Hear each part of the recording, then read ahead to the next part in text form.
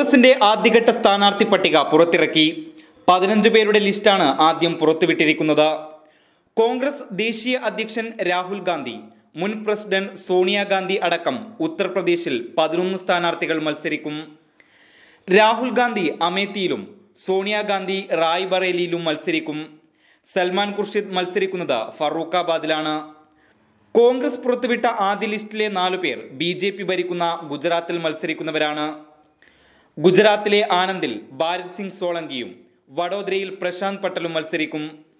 വരും ദിവസങ്ങളിൽ കൂടുതൽ സീറ്റുകളിലെ സ്ഥാനാർത്ഥികളെയും കോൺഗ്രസ് ഘട്ടം ഘട്ടമായി പ്രഖ്യാപിക്കുമെന്നാണ് റിപ്പോർട്ടുകൾ. News desk big 14.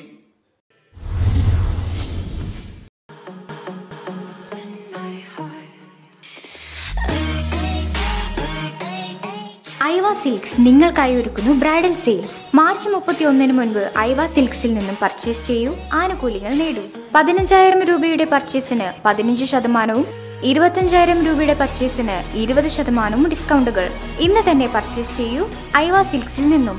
Aiva silks, Kalluvalappil building, new bus stand, Kasaragod.